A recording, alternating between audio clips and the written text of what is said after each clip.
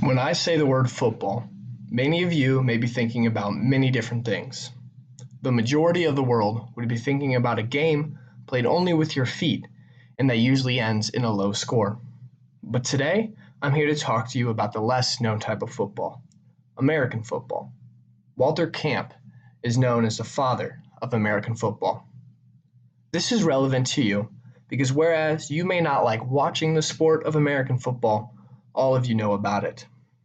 I feel that I am credible to talk about the sport of American football because I have been an avid watcher and follower of the sport for the past 3 years.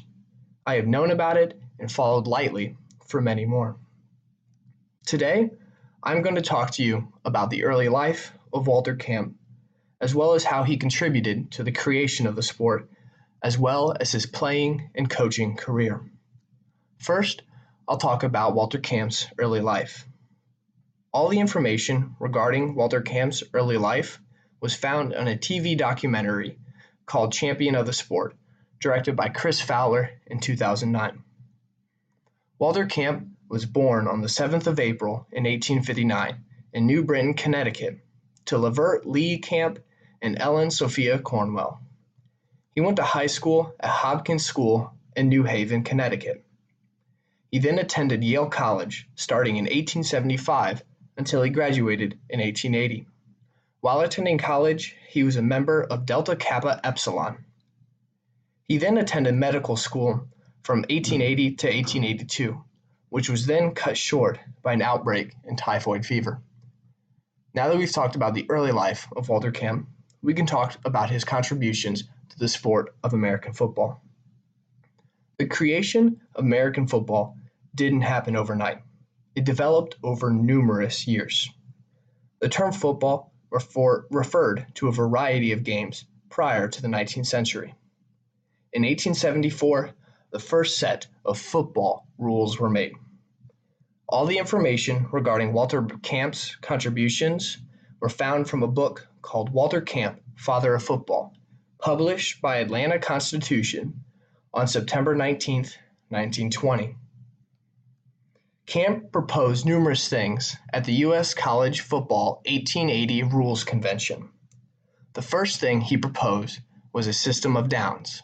Until 1880 and during Walter Camp's playing career, each offensive team was allowed 15 plays to reach an end zone. Walter Camp was the first one to come up with a new way. He said each offensive side gets 4 tries to move the ball 10 yards. If they are unsuccessful, the defense will take over on downs. The second thing Walter Camp proposed was a line of scrimmage. A line of scrimmage is where the ball would be placed at an uncontested position. This is where the offense would start their drive. This change effectively created the evolution of the modern game of American football from its rugby football origins. Camp was also responsible for the creation of something called the safety. The safety awards 2 points to the defensive side, and they get that by tackling the ball carrier in their own end zone. This is then followed by a free kick by the offense on their own 20-yard line, giving the ball back to the defense. One of the last contributions Walter Camp came up with was a snapback. The snapback is when the ball started at the line of scrimmage and a center would place their hand on the ball and throw it back to the quarterback, thus starting the play. From 1880 to 1883, there are many changes made to the game. According to an article titled Camp Curbed the Carnage, published on September 8, 1962, by Spokane Daily Chronicle, from 1890 to 1905, many men actually died playing the game of football. In 1892, William Heflinger was the first professional football player. Heflinger was paid $500 to play for Yale University.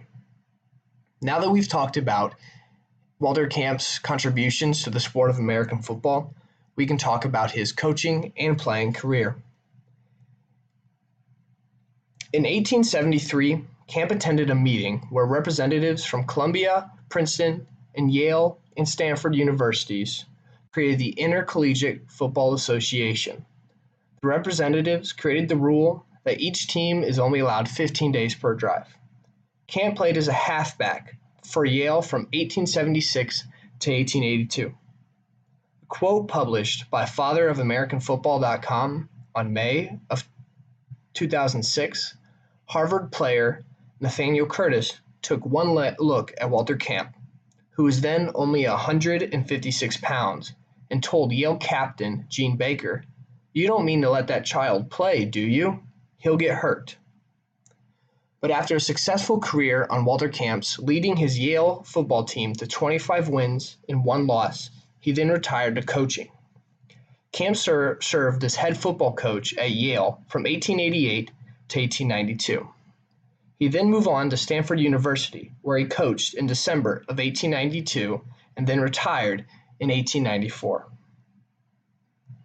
Today, I've talked to you about Walter Camp's early life, as well as his contributions to the creation of American football, as well as his playing and coaching career.